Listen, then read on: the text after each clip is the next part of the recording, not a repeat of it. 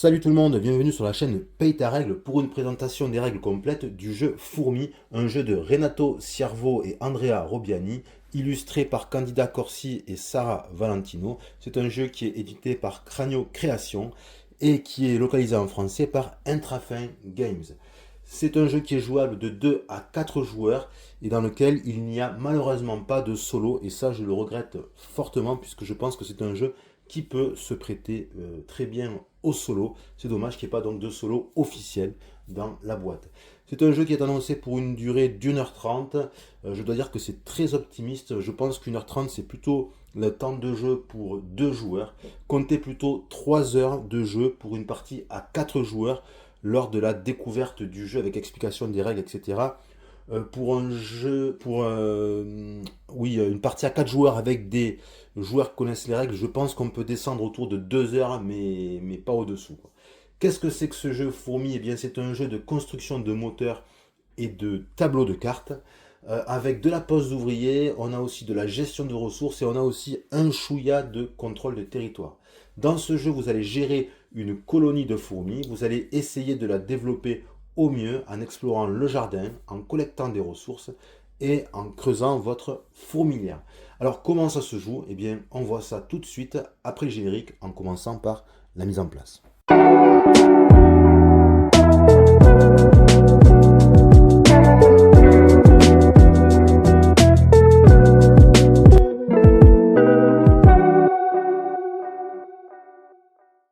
Alors je vais vous présenter une mise en place pour 2 joueurs, mais vous me connaissez, je vais quand même parler des particularités quand on joue à plus de joueurs que ça. Donc déjà pour mettre en place le plateau central du jeu, c'est un plateau à assembler façon puzzle, et il faut le mettre du bon côté puisqu'il est recto verso. On a dans le coin en bas à gauche ici le nombre de joueurs indiqué, là c'est pour 2 joueurs, et de l'autre côté ça sera pour 3 et 4 joueurs.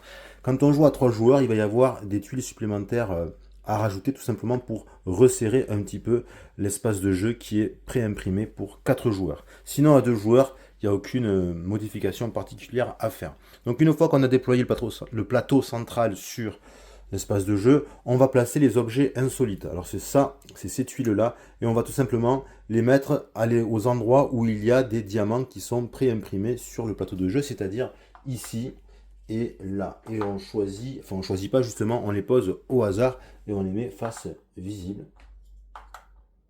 Ensuite, on va prendre les petites tuiles feuilles et on va tout simplement les disposer là aussi au hasard sur les emplacements de feuilles qui sont ici. Il y en a 6 et c'est pile le compte de tuiles feuilles qu'il y a dans la boîte de jeu. Donc complètement au hasard, donc à chaque partie ça va changer. Puis on va placer des tuiles ennemies. Alors ça ressemble à ça, les tuiles ennemies, c'est comme des tuiles objets insolites mais en plus petit avec une espèce de griffe dessus. Donc on va les placer là où il y a un imprimé. Donc ici on a un imprimé et c'est dans le biome, on va dire, de la terre assez brune. Donc je ne vais pas prendre ceux-là parce que ceux-là ils correspondent, c'est des ennemis qui vont correspondre à ce type de terre-là un peu orangé. Donc là il va me falloir ce paquet-là. Donc vous voyez, il y en a plusieurs, donc j'en prends une au hasard de tuiles et je vais la mettre ici. Donc je dévoile, comme ça on va voir quelle est la créature, l'ennemi qui est d'emblée. Donc là ça va être un lézard. De toute façon, par biome, il n'y a qu'un type d'ennemi, ce qui change c'est sa puissance. Donc on va mettre le lézard et on va recouvrir ici les 3 petits carrés jaunes. Ça c'est des cubes qu'on va devoir positionner dans cette zone. Donc je mets l'ennemi ici et je place 3 cubes jaunes qui sont dans ce jeu de la nourriture et je les place sur l'hexagone. Et je répète cela autant de fois que je vois un imprimé ici en forme d'ennemi. Donc ici ça va être dans ce biome, donc c'est plutôt le biome Bordeaux. Donc je prends au hasard et ça va être une menthe religieuse. Donc je la mets ici et on voit qu'il y a des cubes verts. Donc je vais prendre 3 cubes verts que je vais placer et je recouvre. Hop. On vérifie bien qu'on n'oublie pas de mettre ni des ennemis ni des objets insolites. Et quand on a vérifié, c'est bon, on peut passer à l'étape suivante. L'étape suivante, il s'agit de s'occuper des cartes. Alors dans ce jeu, on va avoir 3 paquets de cartes. Un tout petit paquet avec une couronne ici, ce sont les cartes de chambre de la reine. Donc il n'y en a pas beaucoup des cartes, on va les mettre ici pour l'instant. Ensuite, on a des cartes avec une barre verticale et une flèche. Ce sont des cartes de départ. Et ensuite, on a un énorme paquet de cartes qu'on mélange bien et qu'on va positionner ici. Et immédiatement, on va utiliser ce gros paquet de cartes pour constituer l'offre de départ constituée de 9 cartes. On a 3 lignes. La ligne du haut qui correspond à l'icône de pelle. La ligne du milieu qui correspond à l'icône de jumelle, ici. Et on a la ligne du bas qui correspond à l'icône de sac. On va ensuite se faire une petite place pour disposer les différentes réserves de jetons, pions en tout genre dont on va avoir besoin pendant la partie. Donc on va avoir besoin d'une réserve de cubes. Alors on a 3 types de cubes dans ce jeu. Les jaunes, c'est de la nourriture. Les verts, c'est des feuilles. Et les violets, c'est des champignons. C'est en fait des jokers qui peuvent remplacer soit une feuille, soit de la nourriture. Donc on se les met dans un coin à côté du plateau de jeu. On va aussi mettre ici les tuiles de chambre. J'en ai quelques-unes ici. Alors ces tuiles de chambre, il en existe de 4 types différents. On a des tuiles toutes petites qui sont de niveau 1. On en a de niveau 2, comme ceci.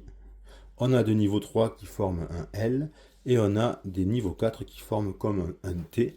Donc on peut les mettre à côté en les rangeant ou pas, suivant son degré de maniaquerie, on va dire. On met également ces types de jetons en réserve. Alors qu'est-ce que c'est ces jetons? On a ici des jetons qu'on appelle agressivité, des jetons d'agressivité et des jetons de mutation. On en reparlera plus tard. Et enfin, on va mettre des jetons x3 et des jetons moins 3 points de victoire également en réserve. On n'oublie pas également de se prévoir une petite place tout simplement pour poser les petites piles d'ennemis qu'on va avoir besoin de poser tout au long de la partie. Et on pose aussi à proximité du plateau les autres tuiles d'objets insolites. On passe maintenant à la mise en place joueur. Alors on va se prendre chaque joueur un plateau personnel comme ceci, une petite aide de jeu qu'on va positionner par exemple ici, et après on va distribuer au hasard un des 4 plateaux. À noter que il y a une partie qui est symétrique et une partie qui est, enfin un verso qui est asymétrique et ici symbolisé par cette étoile. Donc quand vous faites votre première partie, vous pouvez partir en symétrique, sinon après vous pouvez partir à côté asymétrique avec des bonus et à déclencher qui ne sont pas les mêmes pour chaque joueur. Donc là, c'est pris au hasard et on enfonce, enfin on met dans le slot un espèce de gros slot ici. Ça s'enfonce parfaitement bien, voilà, puisque c'est un plateau double couche. Une fois qu'on a fait ça, on va définir qui est le premier joueur et on va y donner le jeton de premier joueur. Une fois qu'on a fait ça, on va définir les lots de départ qui vont être à choisir. En fait, on va prendre parmi les reines, donc ça c'est les petites tuiles de reines, on les mélange et on va au hasard prendre autant de tuiles reines que ce qu'il y a de joueurs. Donc dans une partie à 2 joueurs, on va faire 1, 2, comme ceci. Et on va associer à chaque reine un lot de 3 tuiles incubation. Alors pas n'importe lesquelles, en fait, elles marchent par lot de 3, elles ont un symbole. Donc on a les 3 ronds noirs, ensuite on a celles qui ont les losanges noirs, donc il y a les 3 losanges noirs, évidemment, c'est tout en bazar, donc les 3 losanges noirs, 3 ronds noirs, les 3 losanges blancs, on a aussi les 3 ronds blancs. Donc on les prend complètement au hasard, donc par exemple les 3 ronds noirs, on l'associe à cette reine, et tiens, j'ai envie de prendre les losanges blancs, voilà, les 3 losanges blancs, on les associe à cette tuile reine. Une fois qu'on a fait ça, eh bien c'est le dernier joueur qui va choisir en premier le lot qu'il va prendre et ensuite on remonte comme ça jusqu'au premier joueur. Donc admettons que le dernier joueur, moi je suis le premier joueur, on va dire que je vais jouer rouge et l'autre joueur il va jouer bleu. Donc le joueur adverse va prendre ce lot, donc, hop je le fais disparaître, et moi je vais prendre ce lot. Donc comment ça se passe? Eh bien les 3 tuiles je les mets complètement au hasard ici, je vais les aligner comme ceci. Voilà, avec bien la face ici où il y a un petit quelque chose visible, pas là où il n'y a rien. vraiment là le côté où il y a un petit quelque chose qui est visible sur les 3 tuiles incubation. Et ensuite, une fois que j'ai fait ça, je vais prendre les ressources de départ que me donne la reine. Donc cette reine me donne un cube de nourriture et 2 cubes feuilles, donc on les prend dans la réserve de départ. Je mets ça ici, et puis ensuite ma reine, je la retourne, donc on ne voit plus les ressources de départ, et je positionne ici sur l'imprimé de reine. Chaque reine a un pouvoir spécial qui est spécifique, qui sera donc qui va pouvoir changer à chaque partie. Ici par exemple, cette reine, bon, ben, ça j'expliquerai plus tard, où elle va pouvoir se positionner, envoyer creuser à des endroits où normalement on ne peut pas creuser. Partout il y a des cailloux, normalement c'est impossible. Celle-là de reine, elle pourra creuser à ces endroits, mais on verra ça plus tard. Donc ensuite on se prend, je disais, une couleur. Donc moi j'ai choisi les rouges, et on va vider le stock à côté.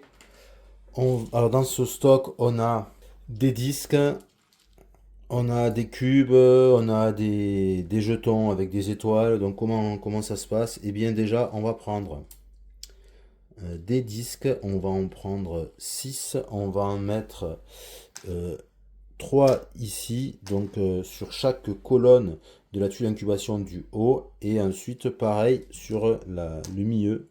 Voilà. En fait, ici, ça va représenter l'incubation de vos fourmis. Là, on a le stade œuf, donc quand c'est des œufs de fourmis. Après, elles vont devenir des larves, puis de véritables fourmis. Donc ça veut dire qu'au départ, on a 3 fourmis symbolisées par les disques, et 3 larves symbolisées aussi par les disques. Dans ce jeu, en fait, les disques représentent des fourmis. On va ensuite prendre des petits cubes, et on va compléter cette zone. On va mettre des cubes dessus. Ça ici, c'est l'espace phéromone. Donc ça va être des cubes de phéromones. Et on complète, voilà, on bouche tout. Les couleurs qui sont ici correspondent aux couleurs des biomes qui sont sur le plateau. On va ensuite prendre d'autres cubes pour les placer dans l'espace de production ici. Donc là, on a les œufs, donc on a différents types de fourmis. On a des fourmis excavatrices, des fourmis exploratrices, des fourmis fourragères. Eh bien, on va se mettre à 1 sur chaque type de fourmi. Ça veut dire qu'on est capable de produire, lors d'une phase de revenu, une fourmi de chaque sorte. Ensuite, il va nous rester 2 cubes. Et ces 2 cubes, on ne va pas les mettre ici. Ça, c'est pour la production de nourriture et de feuilles. Au départ, on ne produit rien du tout. Donc, on les laisse de côté avec les disques et avec nos ressources de départ. Si bien qu'il nous reste à placer les jetons étoiles. Donc, ces jetons étoiles, il y en a de plusieurs sortes. En fait, il y en a de 3 sortes différentes. On a tout simplement certains qui ont un drapeau, donc c'est en fait, c'est des jetons étoiles d'objectifs. Donc on en a avec drapeau qui s'appellent des objectifs d'action, et on va tout simplement les ranger par ordre croissant, avec le numéro le plus petit en haut, on va les empiler, et le numéro le plus gros au-dessous. Donc ça fait 3 va sur 5 qui va sur 8. Et ensuite, je pose ma pile sur un des espaces qui est ici. Celui que je veux, ça a aucune importance. Et je répète l'opération pour les autres types. Il faut juste que je le trouve. Alors ici c'est pour les... Donc ça c'est les jetons étoiles objectifs, donc de phéromones, c'est-à-dire les phéromones que je vais enlever d'ici. Donc 3, 5 et 6 empilés par ordre croissant, je les mets ici. Et puis là on a tout simplement les chambres, les zones de chambre. Donc une zone complètement creusée, puis après une deuxième, puis une troisième zone. Donc hop, toujours par ordre croissant, et je mets ça là. Vous inquiétez pas pour ces histoires d'objectifs, si ça vous paraît un peu obscur, ça va s'éclaircir totalement par la suite.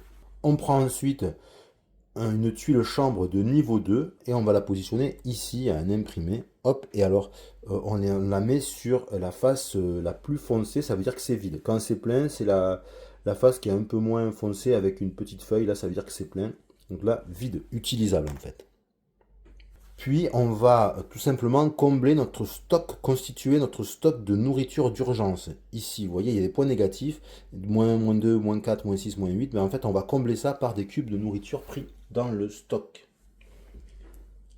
Tout simplement, on masque les points négatifs, puisque au départ on n'a pas de points négatifs. On y reviendra plus tard. On prend également un disque qu'on va positionner sur la piste de vol nuptial. La piste de vol nuptial, c'est tout simplement cette piste-là. Donc on va s'y mettre de façon à mettre le premier joueur sur le dessus et le dernier joueur au-dessous, comme ceci. Ok ? Et on va terminer la mise en place joueur par certainement l'étape la plus difficile quand on n'a jamais joué à ce jeu, c'est la distribution des cartes. Puisque chaque joueur va avoir 2 cartes reines, donc on les distribue au hasard. Donc admettons pour joueur rouge, c'est 2 cartes. Et 6 cartes de départ. Donc on distribue les cartes, 1, 2, 3, 4, 5, 6. Ce qui fait que chaque joueur va avoir, si vous m'avez bien suivi, 8 cartes en main. Ici, donc 2 reines et 6 de départ. Donc ça fait 8 cartes en main. Il les regarde et en fait, il doit en choisir, en sélectionner 4 qu'il va garder et 4 qu'il va défausser. Donc on fait son choix de cartes. Donc au départ, c'est pas évident parce qu'on ne connaît pas la mécanique. On a ici les coûts et les prérequis, on a le type de carte, il n'y a que 3 types de cartes. Il y a avec un symbole de maison, les cartes chambre, il y a des cartes actions, et là j'en ai pas, mais il y a des cartes aussi compétences, on verra ça tout à l'heure. Donc le problème c'est qu'il faut choisir. Donc là on a les points que ça rapporte, il y en a qui rapportent des points négatifs, ça rapporte des actions, des cadeaux, des bonus. Donc là c'est là où il va falloir un petit peu, première partie, faire ce qu'on peut. Donc toujours est-il qu'il faut sélectionner 4 cartes, donc moi je vais en sélectionner 4 totalement au hasard, comme ceci, et 4 autres qu'on va donc rejeter, et on va les remettre dans leur paquet d'origine. Donc là, moi, je rejette que des cartes de départ, pas de cartes reines, et ensuite, on retire tout simplement, une fois que tous les joueurs ont fait leur choix, on va retirer du jeu toutes les cartes reines et toutes les cartes de départ. Elles ne serviront plus du tout de la partie. On va uniquement jouer avec le stock de cartes normales. Donc voilà, à la fin de la mise en place, à quoi ça devrait ressembler. Alors évidemment, j'ai pas mis en place de deuxième joueur puisque ce serait exactement pareil que pour joueur rouge. Donc les cartes en main, le plateau personnel avec tous les éléments et le board central avec les réserves et le deck de cartes. Alors on va passer maintenant au déroulement et au rythme du jeu. Alors chaque joueur joue un tour l'un après l'autre en alternant, et à son tour, un joueur a le choix entre 6 actions qui sont rappelées sur l'aide de jeu. Soit il peut faire excaver, soit explorer, soit fourrager, soit jouer jusqu'à 2 cartes, soit jouer une carte et ou vaincre un ennemi, soit incuber. Il a aussi des actions gratuites qui existent, gratuites dans le sens où on peut les faire à n'importe quel moment, mais elles coûtent des ressources. Donc on va alterner les tours de jeu et petit à petit, en jouant, on va avoir la piste aux étoiles qui va se remplir. On appelle ça piste aux étoiles parce que comme vous le voyez, hop, on va mettre ces petits jetons objectifs qui, quand on les retourne, deviennent des étoiles. Donc on va jouer jusqu'à ce que ça soit complété. Quand on a complété toute la piste des étoiles, qu'est-ce qui se passe? Eh bien, on arrive à la fin du jeu.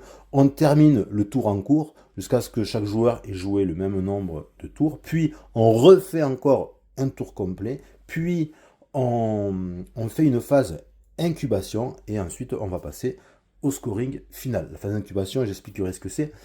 Si jamais des joueurs, alors que toute la piste, tous les emplacements sont pris, réalisent des objectifs, ils peuvent quand même mettre leur jeton étoile ici dans cet espace, continuer à à valider des objectifs. Alors justement, ça nous amène à parler des jetons étoiles d'emblée au début de la partie, parce que c'est super important, puisqu'il s'agit d'une des principales façons, et sans doute peut-être la principale source de points. Alors, il existe 3 types de jetons qui sont ici, qu'on a installés lors de la mise en place. Vous avez les jetons étoiles qu'on appelle nid, qui sont ici. Ceux-ci, comment ils fonctionnent? Eh bien, ce sont des objectifs que je vais pouvoir poser sur la piste étoile lorsque j'aurai rempli une zone de ma fourmilière avec des petites tuiles de chambre qu'on trouve ici. Vous savez ce que j'ai présenté lors de la mise en place, où on a des niveaux 1, des niveaux 4, des niveaux 3, etc. Donc, quand on va recouvrir complètement une zone, comme je suis en train de vous faire ici, avec des tuiles chambre, que ces tuiles soient d'un côté ou de l'autre, peu importe, on s'en fiche. Là, vous voyez, j'ai recouvert la zone numéro 1. Eh bien, on va prendre un jeton et on va le mettre ici. Ce qui fait qu'à la fin du jeu, je sais que je vais scorer 4 points de victoire puisqu'on va se référer au jeton qui est disponible. Ici, on regarde les points de victoire, c'est noté comme ça. Si je remplis la zone 2, enfin, c'est pas la zone 2, si je remplis une deuxième zone, en fait, je vais pouvoir poser un deuxième jeton étoile. Et si je remplis une troisième zone, je mettrai le dernier jeton étoile. Et le dernier jeton étoile, c'est super important puisque ça permet de scorer 20 points par catégorie. Je disais bien, c'est un remplissage de zones. Première zone, deuxième zone, troisième zone. Mais en fait, il n'y a pas d'ordre. Je peux très bien remplir en premier la zone numéro 2. Peu importe. Hein. Ça j'ai rempli ma première zone, même si c'est la zone numéro 2. Ça me permet de mettre un jeton objectif. Attention à noter que la zone marquée 3, c'est une zone qui est plus grande que les deux autres, puisque elle fait 3 cases de plus. La deuxième catégorie de jetons, de jetons étoiles, c'est les phéromones. Alors tout simplement, ça consiste à vider ces cubes ici. Lorsque j'ai réussi à vider 3 cubes, on verra comment. Ici, ben, là, je peux mettre mon étoile sur la piste aux étoiles. Après, pour valider le deuxième jeton, il faudra que j'ai 5 cubes phéromones. Hop, enlevé. Et pour le troisième, c'est 6 cubes. C'est-à-dire que j'ai vidé complètement mes cubes phéromones. Le troisième type de jeton, eh bien, c'est les jetons d'action symbolisés par un drapeau. Qu'est-ce que c'est que ce bidule? Eh bien, tout simplement, c'est lié à des cartes, aux cartes action. C'est le nombre, tout simplement, le nombre de cartes action que je vais jouer, c'est-à-dire poser. Là, j'ai en main. Pour poser, il faut que je paye ou que j'ai les prérequis et je peux poser sur mon espace de jeu. Hop, ça fait une en jeu, deux en jeu. Et quand j'ai la troisième qui est en jeu, ben, poum, je prends le jeton, je le mets ici. Pour aller pour être capable d'enlever le deuxième jeton étoile de la catégorie Nid, il faut avoir placé dans son espace de jeu 5 cartes action. Et le dernier niveau, c'est 8 cartes action. Ok, alors vous devez vous dire, chouette, mais comment est-ce qu'on fait tout ça? Eh bien, c'est ce que je vais vous expliquer maintenant avec les actions.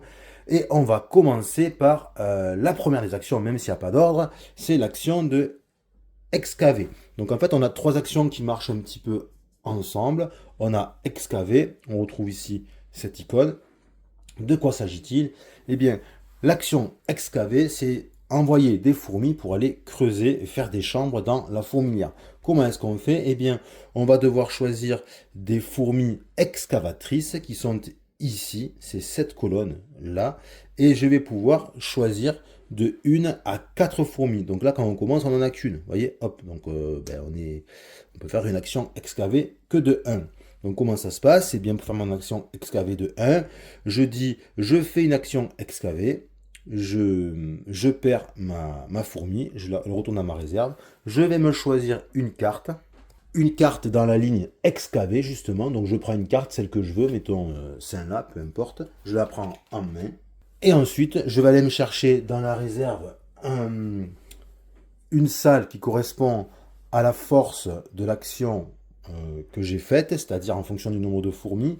Donc là, j'ai utilisé une fourmi, donc c'est une force de 1, donc je peux creuser qu'une salle de 1 et je le mets dans ma fourmilière. Alors où est-ce que je le mets? Où est-ce que je la mets cette tuile? Je la mets soit dans la zone marquée 1, soit adjacent à une tuile déjà posée. Donc je pourrais la mettre ici ou là par exemple. Si je recouvre un petit cadeau, eh bien je prends le cadeau, je prends la récompense. Donc là, hop, je recouvre un champignon, ça veut dire que je prends de stock un champignon. J'ai gagné un champignon. Alors attention, admettons que j'ai plus de fourmis. Allez, on va se faire plaisir, on va faire une action à 4. Donc il faut que je sois dans cette configuration. Là j'ai 4 fourmis, je vais dire, ben, moi je fais une action excaver de 4, donc je perds toutes mes fourmis, je prends ma carte, et là j'ai le choix. Soit je prends une tuile de 4, soit je prends plusieurs tuiles, mais pour arriver à 4, que je vais positionner. D'accord? Donc c'est une tuile de 4 ou plusieurs tuiles pour arriver à 4. Et je vais les poser, donc par exemple, tiens, je vais faire une de 3 et une de 1. Et je vais les poser comme j'en ai envie en respectant ce que je vous ai dit tout à l'heure. Donc par exemple, je me mets comme ceci. Là, je suis en zone 1 et en plus, je suis adjacent à celle qui était déjà en jeu. Et là, j'ai envie de faire par exemple comme ceci. J'ai le droit de faire comme ceci puisque je ne la place pas, cette tuile chambre, dans la zone 1, mais elle est adjacente à une tuile que j'ai déjà posée. Et donc, je recouvre ça et je prends tous les bonus que j'aurai recouverts. Ce bonus, ça correspond, ouais, vous voyez, on voit ce petit dessin, une espèce de fourmi volante, ça correspond au même dessin qu'on a ici, donc ça veut dire, chaque fois que tu vois ce dessin, tu progresses de 1 sur la piste de vol nuptial, j'en parlerai tout à l'heure. Les tuiles chambres que l'on positionne quand on fait l'action excaver, on les met toujours sur la face vide, c'est-à-dire la face sombre. Ok, toujours face sombre. On verra pourquoi après, parce qu'on va pouvoir les retourner pour faire quelque chose, pour placer des cartes en réalité. Et donc, comme je le disais tout à l'heure, dès qu'on a totalement recouvert de tuiles une zone, hop, on va mettre la première fois, on va gagner une étoile. Quand on recouvre 2 zones, on va mettre la 2e étoile de la catégorie, et 3 zones, on met la 3e étoile. A noter que dès qu'on prend une carte, on remplit immédiatement. On va voir maintenant l'action explorer. Donc même principe que pour excaver, c'est-à-dire on peut faire une action explorer de niveau 1 à 4 en fonction du nombre de fourmis qu'on va utiliser. Donc par exemple, tiens, moi je vais laisser comme ça pour le début. Là je peux faire qu'une action explorer de niveau 1, de force 1, puisque j'ai qu'une fourmi. Pareil, d'abord, on va prendre une carte. Donc on prend une carte, et cette fois-ci on prend une carte de la ligne centrale, puisqu'on a l'icône explorer. Donc on se choisit une carte, hop, par exemple celle-ci, on la prend en main. Donc vous voyez que les cartes commencent à s'accumuler dans la main. On complète immédiatement. Et puis donc on va explorer proprement dit. On va prendre sa fourmi. Chaque fois j'ai envie de dire sa souris. Je suis sûr qu'à un moment donné je vais dire souris au lieu de fourmi. Bref, on prend sa fourmi et on va pouvoir la positionner sur un hexagone qui correspond à la force de l'action, nombre de fourmis. Alors comment on voit la force de l'action? En fait, c'est les petits cercles, les petits disques blancs ici. Vous voyez là, je peux explorer avec une seule fourmi. Ici, ici et là, au départ, il n'y a que ces 3 emplacements disponibles. Là, par exemple, il me faut une action explorée de force 2, c'est-à-dire avec 2 fourmis. Donc au départ, je ne peux me mettre que soit là, soit ici. Admettons que je me mette ici. Qu'est-ce qui se passe? Alors on se met bien sur le cercle qui est dans l'hexagone. On gagne immédiatement la récompense. Donc là c'est 2 jetons d'agressivité qu'on avait mis en réserve lors de la mise en place. Et puis on doit mettre aussi dans l'hexagone ce qui est noté ici, au-dessus du petit disque blanc. Là ça veut dire 3 cubes de nourriture. Et on va mettre une créature, donc un ennemi lequel est bien qui correspond à la couleur du biome. Donc ça va être, on prend le premier au hasard de la pile des monstres de cette couleur et on dévoile et on va avoir une menthe religieuse de niveau 1 qu'on va positionner ici. Donc ça c'est l'action explorée et plus précisément l'action explorée de force 1. Si j'avais eu 2 fourmis, donc admettons que j'ai 2 fourmis dans ma zone ici de fourmis exploratrices, je peux faire donc une action d'exploration de niveau 2. Donc je pourrais par exemple me mettre ici, vous voyez, dans toutes les hexagones où il y a 2 disques blancs. Là pareil, je prends ma carte et je prends les 2 jetons, je jette tous les jetons jusqu'à n'en avoir qu'un seul en main et je me positionne le jeton qui me reste ici et je gagne le cadeau ici. Je mets les 3 cubes de feuilles et un ennemi, mais un ennemi cette fois-ci de ce type-là, de type un petit peu orangé. Là. En revanche, si je vais explorer dans une zone où il y a déjà un monstre de départ, avec des ressources de départ, ben évidemment, je fais mon action explorer de niveau 1, je me positionne ici, je prends mon cadeau, là ça veut dire tu pioches 2 cartes et tu en jettes une des 2, mais évidemment, vous voyez, j'ai pas de dessin de ressources ni de symbole de griffe ennemi. Je ne vais pas placer de ressources d'ennemis parce que tout simplement, ils y sont déjà présents. Là où le jeu devient intéressant, c'est que, admettons, je vais refaire mon action d'explorer, mais admettons que bleu soit positionné ici sur cette case. Parce qu'en fait, vous avez sur les hexagones, à tous les sommets, vous avez des cases grises qu'on appelle des cases de nourriture. et on peut positionner des fourmis dessus en faisant l'action fourrager, on y reviendra après. Donc admettons qu'on est dans cette configuration et que rouge décide de faire une action explorer ici. Donc pareil, toujours, il prend sa carte dans l'offre de cartes et il va mettre ici sa fourmi. Qu'est-ce qui se passe? Admettons que bleu soit plutôt positionné ici, pardon. Voilà, qu'est-ce qui se passe? Eh bien, comme tout à l'heure, donc rouge, il prendrait ces deux tuiles agressivité, enfin ces deux tuiles, oui, ces deux jetons agressivité, il met les ressources, il met l'ennemi. Ok, mais là, en fait, ce qui va se passer, c'est que tous les joueurs qui sont présents sur des cases nourriture qui sont adjacentes à la case qui vient d'être explorée, ils peuvent prendre une ressource. Donc là, bleu prendrait une ressource. Donc il se fait une ressource parce que rouge a exploré et il avait une fourmi fourragère sur un emplacement de nourriture qui est adjacent à cette zone. Donc hop, clac. Donc c'est une façon de gagner des ressources, de la nourriture ou des feuilles. Hein. Un truc qui est super important, c'est que si par exemple je fais la même chose, mais qu'il y avait, voilà, hop, imaginons qu'il y ait rouge et qu'il y ait bleu, et j'explore. Hop, je refais l'exploration. On va faire comme ça plutôt. Voilà. On va faire comme ça. Là, qu'est-ce qui se passe? Eh bien, rouge et bleu vont prendre des cubes de ressources, de nourriture. Mais qui prend en premier? Eh bien, c'est le joueur dont c'est le tour. Donc ça va être rouge qui prend la ressource en premier, donc il prend pour lui. Et après, c'est bleu qui va prendre 2 cubes de ressources. Ok? Si jamais on fait une partie à plus de 2 joueurs et que on ne sait pas qui doit prendre les ressources, c'est toujours le joueur dont c'est le tour qui prend la ressource en premier. Mais si après il y avait plusieurs joueurs, qu'est-ce qu'on fait? On va regarder le positionnement sur la piste de vol nuptial. C'est le plus haut sur la piste de vol nuptial qui se sert en premier et ainsi de suite. Et s'il y a des joueurs qui sont à égalité sur la même case, c'est celui qui est au-dessous qui se sert en premier et celui qui est au-dessus qui se sert en dernier. Là, la situation est intéressante puisqu'on vient de vider un hexagone. Et c'est super important. Si on vide un hexagone de ses ressources, on va pouvoir poser un cube phéromone. Alors, c'est le joueur dont c'est le tour. Si on vide cet hexagone, le joueur dont c'est le tour, donc là c'était rouge, il va pouvoir prendre un de ces cubes phéromones qui correspond à la couleur du biome. Donc là c'est rouge, ça va être ce cube-là, ici. Donc il l'enlève. Et il va positionner ce cube phéromone sur la feuille qui est liée au biome. La feuille qui est liée à ce biome, c'est cette feuille. Voyez, et il va se mettre sur l'emplacement qui est un petit peu plus clair que les autres. Ça veut dire qu'il va gagner le bonus. Ici, c'est piocher une carte à l'aveugle dans le deck de cartes, là-bas.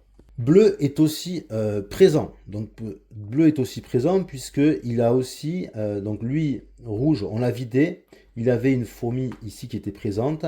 Donc il a pu mettre sa phéromone. Bleu, il est présent aussi sur case nourriture, il en a même 2. Et bien il va aussi pouvoir mettre un cube phéromone. Hop. Et donc il enlève de son plateau de jeu. D'accord? Donc en fait, vider les hexagones de cette façon-là, en explorant, parce qu'on a des fourmis qui sont sur les cases de nourriture, c'est une façon qui permet d'enlever les cubes phéromones et donc de faire les objectifs étoiles de type phéromone.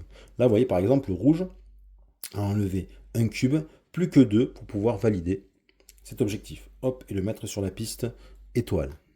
Ce qui est important aussi, c'est que le bonus ne peut être pris que par le joueur dont c'est le tour. Dans certains cas de figure, il peut arriver qu'on vide une zone, mais que le joueur dont c'est le tour ne peut pas gagner de cube phéromone. À ce moment-là, par exemple, voilà, là comme ça, il faudrait être à plus de joueurs. Mais par exemple, si admettons qu'il n'y ait que 2 pour X raisons, voilà, on soit dans cette configuration. Si rouge se met ici, ça déclenche donc bleu qui peut s'emparer des 2 derniers cubes de nourriture restants. À ce moment-là, rouge ne peut pas mettre de cube phéromone, mais bleu il peut, mais il ne peut pas se mettre sur le bonus. Il va se mettre à côté, parce que c'est pas son tour. Il n'y a que le joueur dont c'est le tour qui ne peut placer son cube phéromone sur l'emplacement de bonus. Ok? Troisième action, l'action fourrager avec le petit sac. Alors là, ça fonctionne de la même façon. On peut faire une action fourrager d'une force 1 à 4 en fonction du nombre de fourmis qu'on va envoyer fourrager. Par exemple, allez, on va trichouiller un petit peu. Là, je vais me faire une action fourragée de force 3 puisque je vais envoyer 3 fourmis. Donc je dis que je vais faire une action fourragée. Je prends immédiatement une carte de l'offre, mais cette fois-ci, c'est l'offre du bas, vous voyez, puisqu'on a l'icône du petit sac fourragé. Je choisis une carte, allez hop, je prends celle-ci, et je vais fourrager comment? Ça veut dire que je vais tout simplement poser mes fourmis sur les cases de nourriture, les cases grises qui sont sur les sommets des hexagones. D'accord? Alors, où est-ce que je peux me positionner? Eh bien, en fait, il y a 3 possibilités. Je peux poser ma première fourmi du tour en cours, là. Donc là, j'en ai 3 à poser. Ma première fourmi que je vais poser, je vais pouvoir la poser soit sur une case cerclée de rouge. Donc, il n'y en a que 4 au départ. Donc là, ben, j'ai pas le choix, c'est ici. Soit je peux la poser adjacente à une de mes fourmis fourragères, mais qui avait été placée lors d'un tour précédent. Ou alors, soit, admettons que je suis comme ça, ici, je peux poser ma fourmi fourragère sur une case nourriture qui est adjacente à un des hexagones que j'ai déjà exploré, mais qui ne contient encore aucune de mes fourmis, de mes propres fourmis. Donc là, je pourrais mettre ici. Ok. Mais si je suis comme ça, que je fais une action fourrager 3, donc avec 3 fourmis, et que la position est déjà comme ça au début de mon action, là, je peux m'y mettre parce que je suis adjacent à une fourmi que j'ai déjà placée. Ok.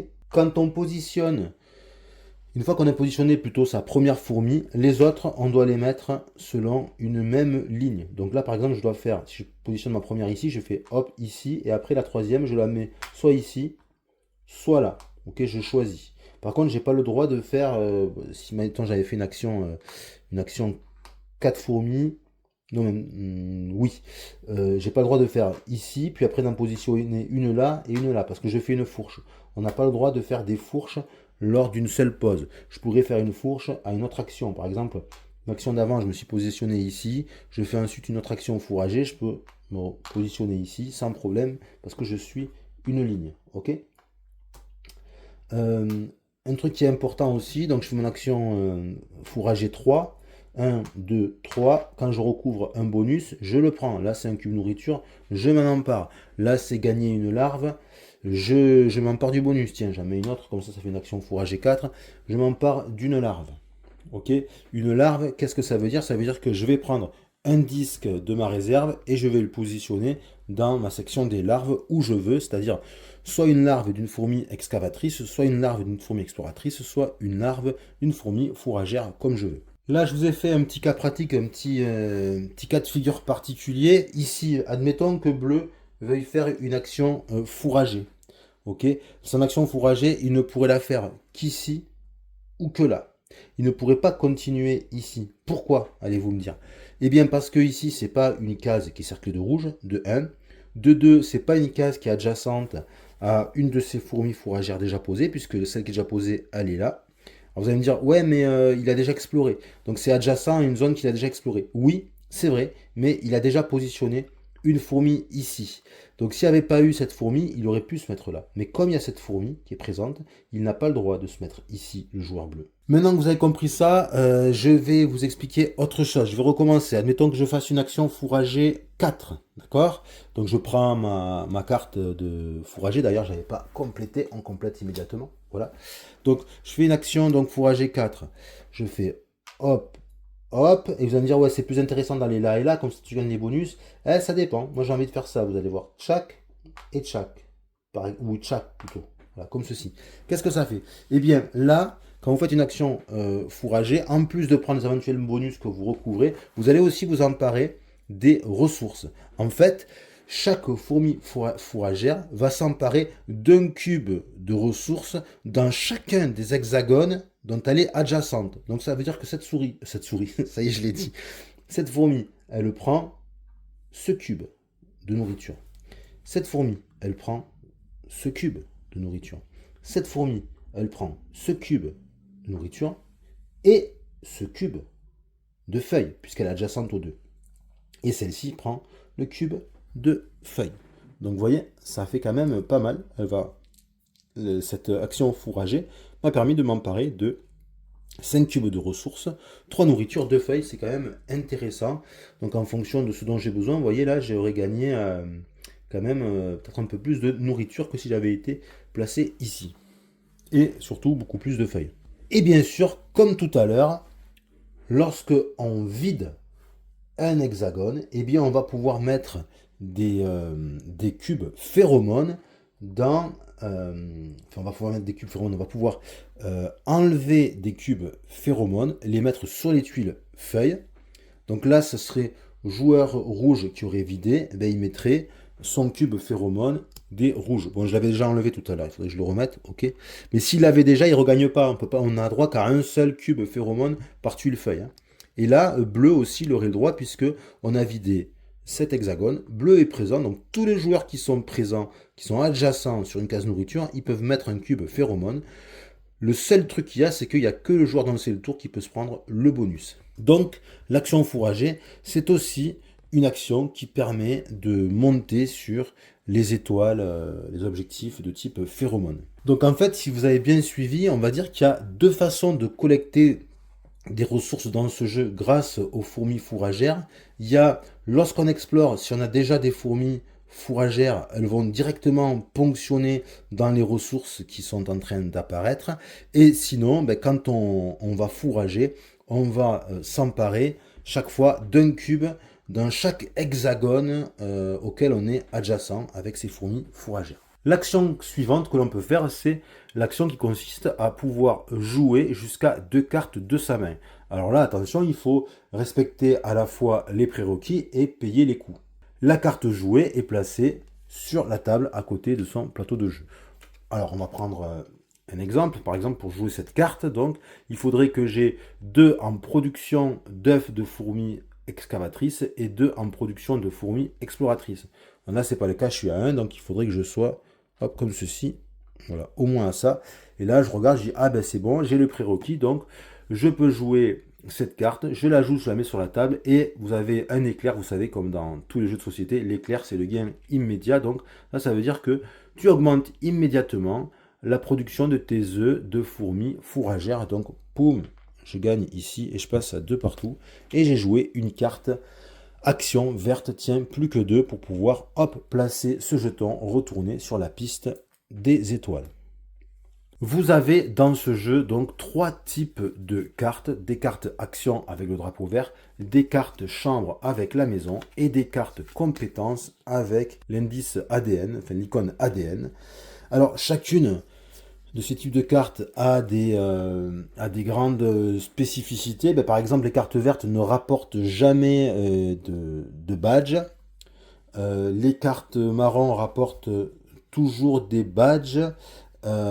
Mais pour les positionner, les cartes marron, il faut toujours dépenser des feuilles, donc des cubes de feuilles, et il faut retourner des tuiles.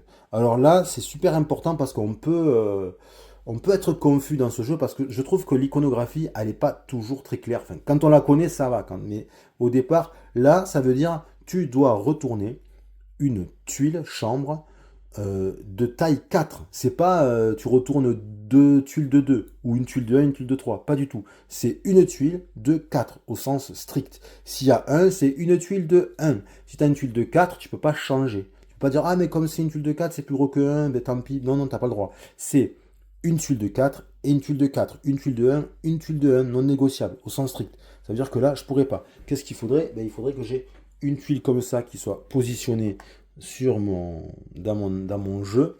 Et là, je vais dire, ok, je vais jouer cette carte. Donc, je dépense une feuille et je retourne une tuile 4. Celle-ci, elle est retournée. Donc, ça y est, je l'ai grillée.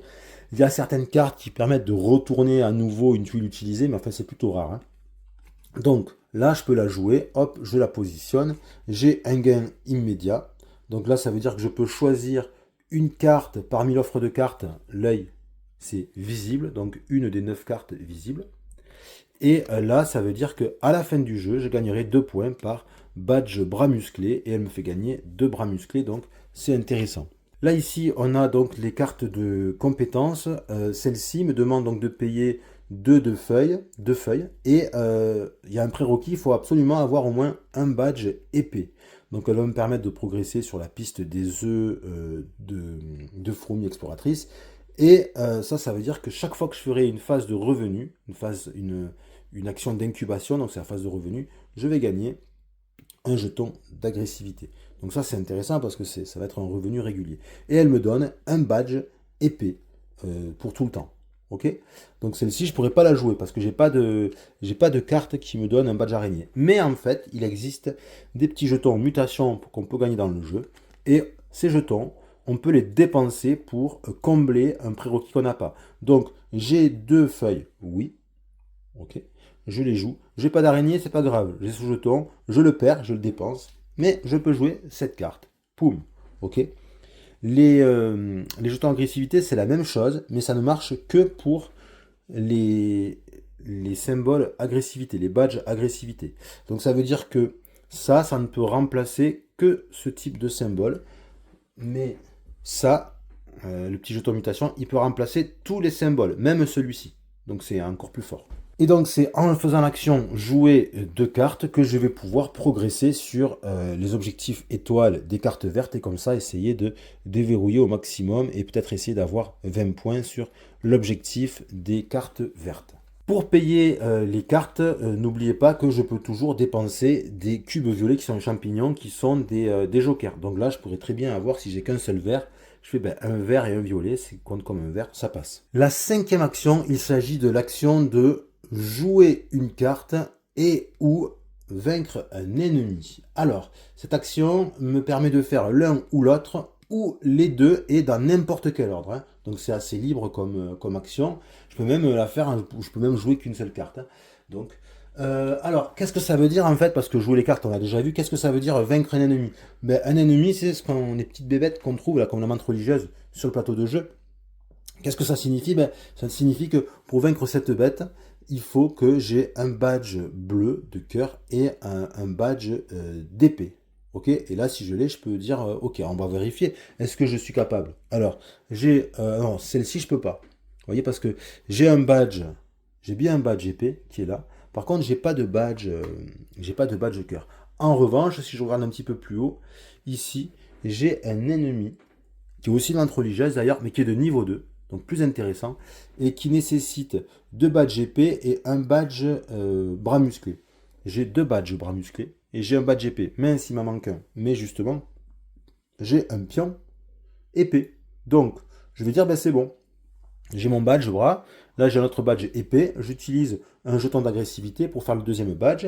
Et j'arrive à vaincre cette menthe religieuse. À quoi ça sert? Qu'est-ce que j'en fais? Eh bien, c'est un ennemi de niveau 2. Ça, c'est important. Je retourne et je vais pouvoir positionner cet ennemi où je veux sur les emplacements numéro 1 ou 2, mais pas numéro 3, parce qu'en fait, il est niveau 2. Donc, niveau 2, c'est pas que niveau 2, c'est niveau 2 ou niveau 1. D'accord? Et je le mets où je veux. Et en fait, ça va chaque fois m'apporter quelque chose. Alors, par exemple, si je me mets ici, j'aurai à la fin du jeu 2 points de victoire, mais aussi, je vais gagner une augmentation de production de ma nourriture. Et la nourriture, c'est ici. Et au départ, on a 0 en production de nourriture. Ben, ça me permettrait de mettre un des 2 cubes de ma couleur qui est resté en réserve, le mettre ici. Ça veut dire que chaque fois que je vais faire une action de revenu, je vais gagner maintenant, je vais produire une nourriture. Je peux le mettre donc à différents endroits. J'aurais pu le mettre ici par exemple. Ça m'assure d'avoir tout simplement en permanence un badge d'épée. Mais après, je peux aller au niveau 2 où je peux avoir des cadeaux plus intéressants, notamment celui-ci. Ça, c'est super intéressant. Qu'est-ce que c'est que ce bidule? Quand vous avez comme ça un disque noir avec un point d'interrogation, il s'agit tout simplement de fourmis polyvalentes. Les fourmis polyvalentes, qu'est-ce que c'est? Eh bien, ce sont des fourmis que l'on va pouvoir mettre ici, dans la zone point d'interrogation, et que je vais pouvoir utiliser pour faire n'importe laquelle des actions, que ce soit explorer, fourrager, excaver. Je pourrais la prendre et elle va compter comme j'en ai envie. Par exemple, là, je vais dire, je fais explorer. Ok, j'ai une fourmi plus celle-ci, je la fais en explorer. Hop, donc ça me fait une action de 2. Des fourmis polyvalentes, donc c'est super puissant. Et là, ça me dit que je gagnerai une fourmi polyvalente chaque fois que je vais faire l'action incubée, c'est-à-dire l'action de revenu que je n'ai pas encore expliqué, que je m'en vais vous expliquer très bientôt. Voyez? Donc quand vous avez le sablier, c'est pendant l'action d'incuber, donc de revenu. Quand vous avez l'éclair, c'est immédiatement. Et quand vous avez le symbole infini, ça veut dire que c'est un passif continu, constant. Quand vous avez la flèche avec le trait vertical, c'est à la fin du jeu. Donc là, 8 points à la fin du jeu. Et le diamant, qu'est-ce que c'est alors? Ben, le diamant, c'est tout simplement, ça désigne l'objet insolite. Rappelez-vous, lors de la mise en place, on avait pris ces grosses tuiles et on voit qu'au dos, elles ont toutes un diamant. Le diamant, ça veut dire tuiles d'objets insolites. Ça veut dire que tu vas prendre parmi les tuiles qu'on a mis de côté pendant la mise en place, tu vas carrément, c'est même pas au hasard, tu vas pouvoir choisir celle que tu veux et t'en emparer. Si jamais tu veux t'emparer des tuiles, objets insolites qui sont sur le board, sur le plateau de jeu, ben, il faut faire tout simplement une action explorer de niveau 4, où là il y a un diamant dessiné, tu mets ta fourmi dessus et pim, tu prends l'objet insolite. Hein. Alors nous voilà rendus maintenant à la dernière action, justement l'action d'incuber.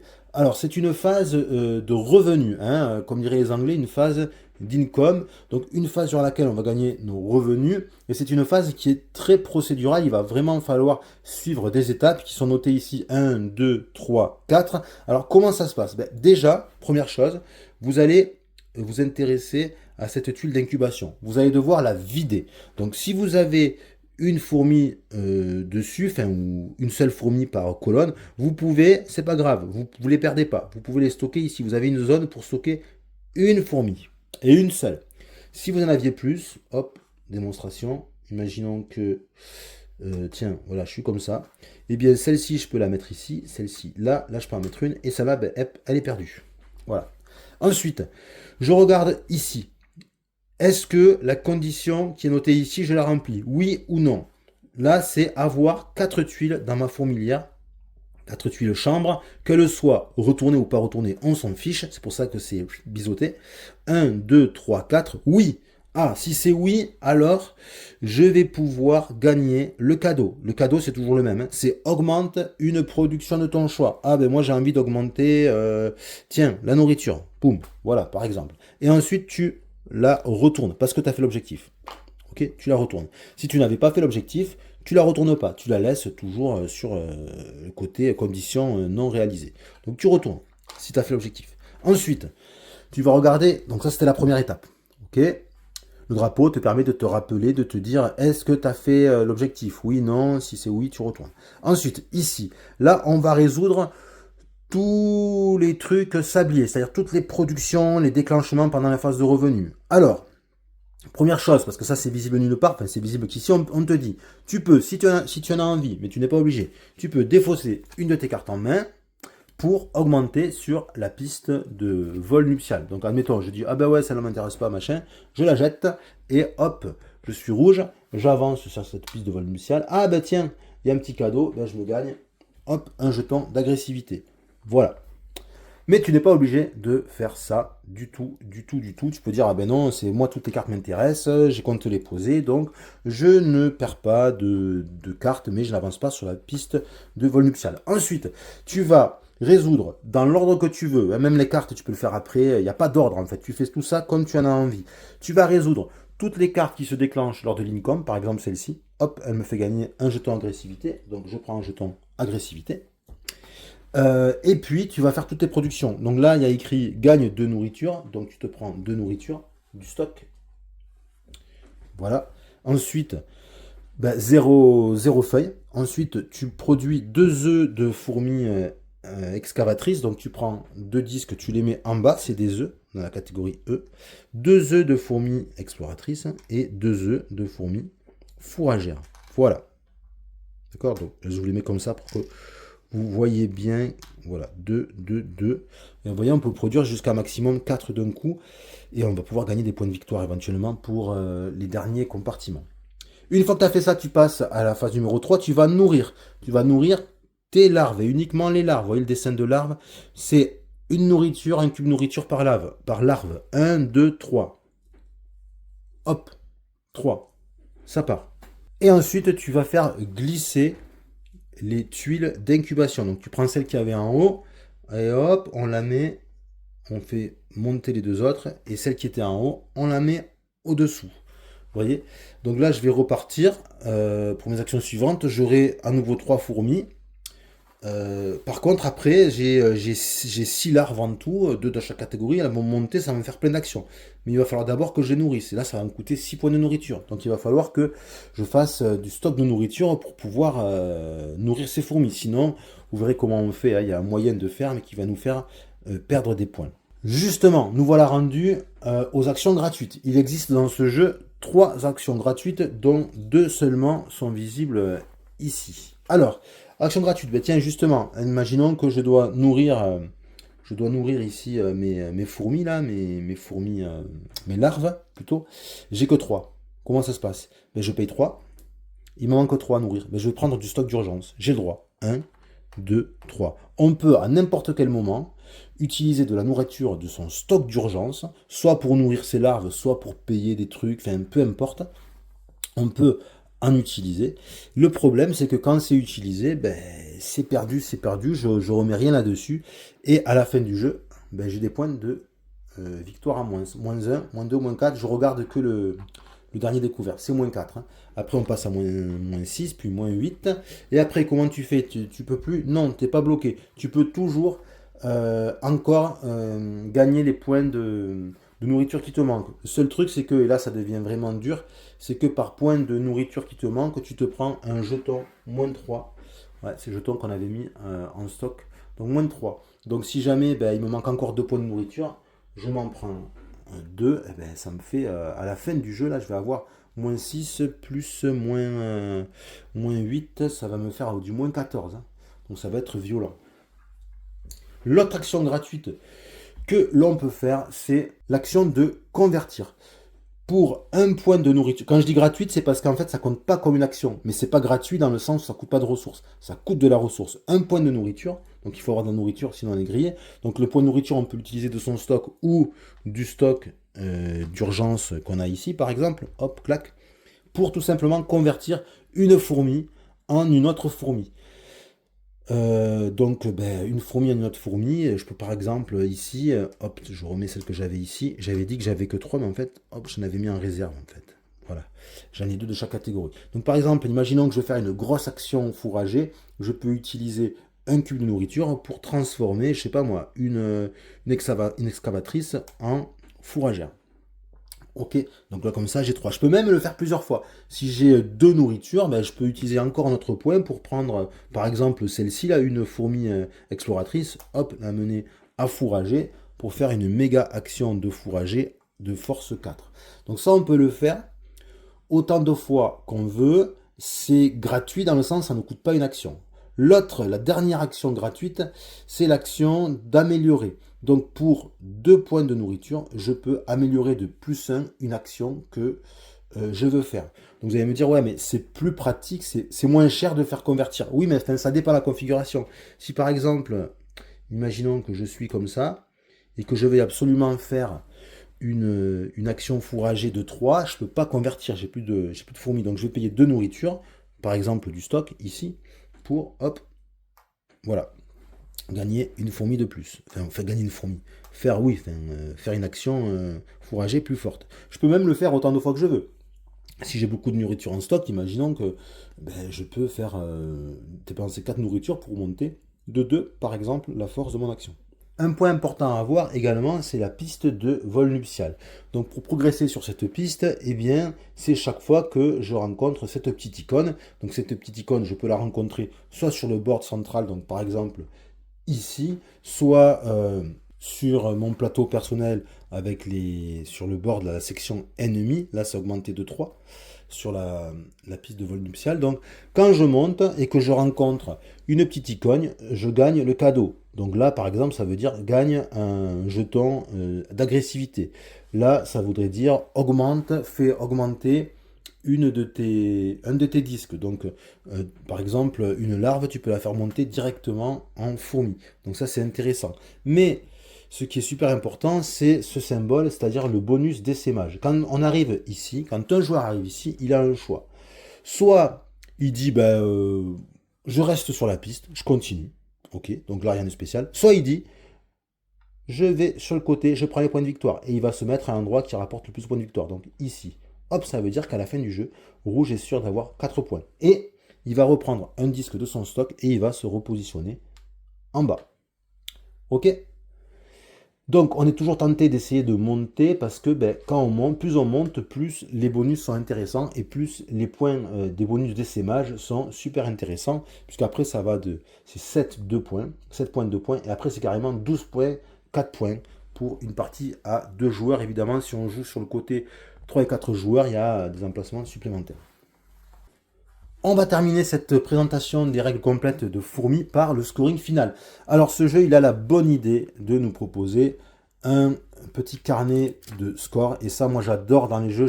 Ça m'énerve les jeux où ils mettent pas ça. C'est le petit truc que je trouve super pratique en fait. Alors comment ça fonctionne? Eh bien, on a ici les catégories de points, toutes les catégories de points. Alors ici, c'est tout simplement les jetons étoiles, ce que j'ai dit à plusieurs reprises, ce que j'ai expliqué. On va compter tout simplement ce qu'on a de visible. Donc là, je vais un peu trichouiller. Admettons que ça soit comme ça. Voilà. Ça voudrait dire que le joueur rouge a fait 20 plus 4, il a fait 24 points. Donc on mettrait 24 points sur le score ici des jetons étoiles. Ensuite, on a les bonus d'essaimage que je viens d'expliquer, c'est-à-dire les points qui sont ici. Donc là, rouge, par exemple, aurait 4 points et bleu, il aurait 12 points. Ensuite, on a les scores de cartes. Donc là, il faudrait compter tous les points qu'on a grâce à nos cartes. Donc là, c'est bon, ça serait vraiment pas beaucoup, mais bon, c'est pour l'explication des règles, mais ça ferait 2, 2 et 2, 4. Et là, eh bien, j'aurais 2 points par symbole comme ça, donc ça ferait 4 de plus, ça ferait 8 points en l'état. Ensuite, on a ici, pour les ennemis qu'on a vaincus, on va tout simplement regarder si, parmi les ennemis qu'on a vaincus, on a positionné des tuiles sur les emplacements qui nous font marquer des points. Par exemple, ici, je marquerai 8 points, là 2 points, là 1 point. Ensuite, on a le scoring des objets insolites. Donc, si on a ramassé des objets insolites, on va pouvoir marquer des points. Donc ici, si par exemple, si un joueur avait pris cet objet insolite, eh bien, il marquerait 1 point par production d'œufs. Donc il suffirait de regarder ici. œuf, là, il a 2, 2, 2, ça ferait 6 points de victoire à la fin du jeu, donc c'est intéressant. Puis, on a cette section qui est ici. Ici, c'est tout simplement les points qu'on va ramasser grâce à sa production aux cases les plus hautes. Donc là, il marquerait aucun point, joueur rouge, mais s'il est ici, par exemple, comme ça, et comme ça, tiens, il marquerait 3 points, plus 1, 4, plus 1, 5. 5 points grâce à la production. Enfin, et ça c'est important, il ne faut pas l'oublier, donc c'est pour ça que c'est important quand même de faire beaucoup de fourmis, sachant qu'à la fin, juste avant le déclenchement, on fait une phase d'incubation, donc faire monter le maximum de fourmis, parce que on va gagner 1 point par fourmi disponible. Donc ici, ça voudrait dire que le joueur rouge a 3 et 1, 4, parce qu'il a une fourmi polyvalente, il aurait 4 points de victoire. On ne compte pas les larves ni les œufs, c'est que les fourmis, okay, petit icône de fourmis. Et enfin, on s'enlèverait les points liés à notre stock d'urgence. Donc là, ça ferait moins 8 points, par exemple, pour le joueur rouge. Et à la fin, on fait le total et on regarde qui a le plus de points de victoire. Et celui qui a le plus de points de victoire est déclaré évidemment vainqueur. Voilà, c'était l'explication complète des règles de Fourmi. J'espère que ça vous a plu. En tout cas, avec ça, tout ce que je vous ai expliqué, vous pouvez vous lancer dans le jeu sans crainte. Allez, ciao, à bientôt.